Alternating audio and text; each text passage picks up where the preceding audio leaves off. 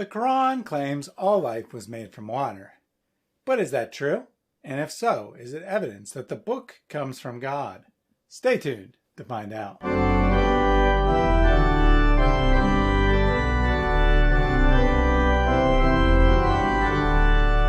In my last video, I demonstrated that it's very easy to imagine scientific foreknowledge, or what Muslims call scientific miracles, in any text at all.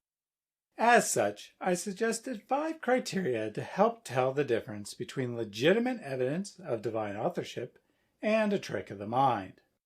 To recap, they are: number 1, the claimed insight must be true, that is, match current scientific consensus.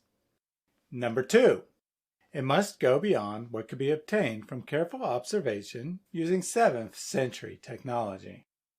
Number 3, it must be original to the Quran, that is, not found in previous texts. Number 4, the text must actually say what is claimed, as evidenced by the classical Tafsir. And number 5, the insight must go beyond a lucky guess. For further explanation on any of those, see my previous video introducing the subject by clicking the icon above. With the criteria set, let's start our investigation by looking at a video by Merciful Servant called 9 Shocking Facts from the Quran. With over 1.7 million views, it is the most popular scientific miracle video I found, so it's a good place to start. First on their list is a portion of Surah 21:30, which reads, "We made from water every living thing." Or in another translation, "We made every living thing of water." Merciful Servant explains the alleged miracle. In this verse, water is pointed out as the origin of all life. All living things are made of cells. We now know that cells are mostly made up of water. For example, 80% of the cytoplasm, basic cell material, of a standard animal cell is described as water in biology textbooks. Is it true? Yes. The description of cytoplasm is a little clunky, but 80% water is about right. Plants come in at 80 to 90% water overall, and animals run 50 to 75% water. So the idea is generally accurate. Some scientists speculate that water is not actually essential for life, but that remains speculation. So the first criteria is met. Is this something any 7th century person could determine? Merciful Servant tries to argue no. The fact that living things consist mostly of water was discovered only after the invention of the microscope. In the deserts of Arabia, the last thing someone would have guessed is that all life came from water. Actually, a desert dweller is far more likely to appreciate the importance of water than someone who has plenty of it and takes it for granted. So this is a rather silly argument. Other Muslims may point out that many life forms, such as bacteria, hadn't been discovered yet at that time.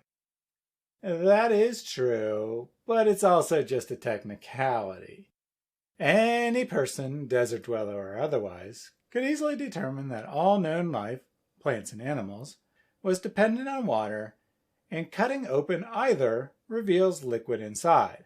So it's a very small leap to suggesting that all life is made of water. But as we are about to see, there's an even better explanation why someone would make this guess in the 7th century. So the second criteria is mostly not met. Was this idea new to the Quran? Here the answer is a clear no. By the mid-1st millennia BC, Greek philosophers were discussing all things being composed of 4 elements: earth, fire, water, and air or wind. Similar ideas are found in other cultures, suggesting the idea was quite ancient indeed, and likely predates even the start of philosophical writing. On water specifically, sometime around 600 BC, Thales of Miletus suggested water to be the fundamental element from which all things are made. About the same time, Anaximander declared, "Living creatures arose from the moist element as it was evaporated from the sun." And in another place, "The first living creatures were produced in the moist element." By the time of the Quran, four-element theory was so widespread that it was taken as established fact. Could this be the origin of the Quran's claim that all things are made from, that is, out of, water? It's impossible to say for sure, but consider the following pair of verses. "He created men from sounding clay like unto pottery, and he created jinns from fire free of smoke." In this couplet, all four elements are present. Clay is earth and water combined, while smoke is often used synonymously with air in four-element literature. Granted, the Bible uses an analogy of clay to describe humans, so it's possible the author of the Quran simply heard the analogy and mistook it as a literal origin story. Likewise, extra-biblical Jewish literature sometimes describes angels as being made up of fire. Still, the presence of the four elements in one verse is interesting, especially considering the verse is discussing what things are made of. Whether the Quran was consciously drawing upon four-element theory or not, it is clear that the idea of living things being composed of water is not original to the Quran, but instead goes back at least to the speculation of four-element theorists. Therefore, the third criteria is not met. What I quoted of Surah 21:30 may seem straightforward enough, saying that living creatures were made out of water. But when we turn to the classical Tafsir, we see that's not actually the case. Let's first read the full verse in English to understand why. "Have not those who disbelieved known that the heavens and the earth were made of one piece?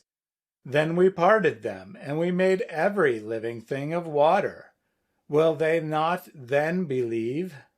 Thus, there's an implied causal relationship between the parting of heaven and earth and the creation of water. And that is exactly what the Tafsir say as well. Ibn Kathir ties it all together, saying the split caused rain to fall, presumably through the newly created gap. "Do they not see that the heavens and the earth were joined together, i.e. in the beginning they were all one piece, attached to one another and piled up on top of one another. Then he separated them from one another, and made the heavens 7 and the earth 7, placing the air between the earth and the lowest heaven. Then he caused rain to fall from the sky and vegetation to grow from the earth." He says, "And we have made from water every living thing. Will they not then believe?" Meaning, they see with their own eyes how creation develops step by step. Al-Tabri lists several opinions, with most of the debate concerning the way the heavens were split. In regards to the water part, everyone seems to agree it relates to rain. Tafsir al-Jalalain too agrees on this point. It is meant that the heavens was parted and began to rain when it did not use to do so, and that the earth was parted and began to produce plants when it did not use to do so. In other words, water is the cause of such things having life. So, according to the classic Tafsir, what the verse actually means is that Allah caused it to rain, and the rain caused life to spring forth from the earth. And I didn't find any less authoritative commentaries that said anything materially different. But if the Muslims watching have something, I'd love to hear it.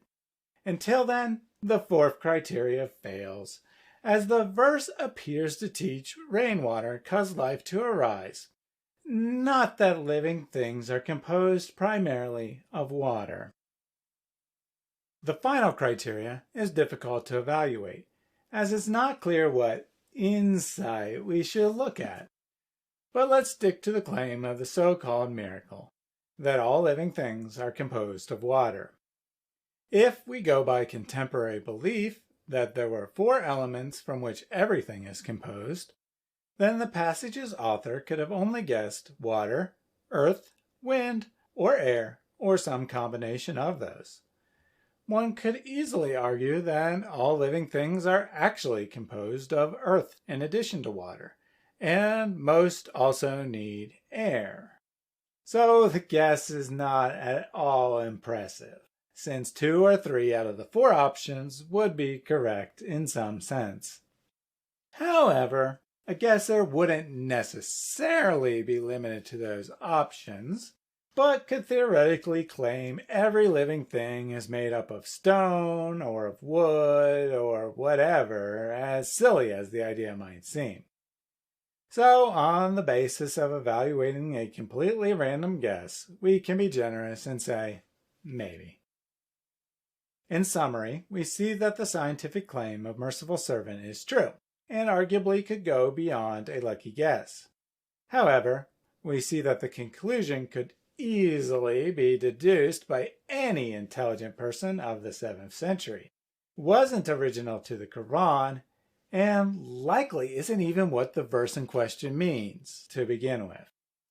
Thus, there's no miracle here. Just the creativity of Muslim minds imagining a miracle where common sense is a sufficient explanation for the origin of what the Quran says. If you liked this video, let me know in the comments what other miracles you'd like me to look at. And then make sure you are subscribed to catch my analysis of more scientific miracles in the Quran. Thanks for watching.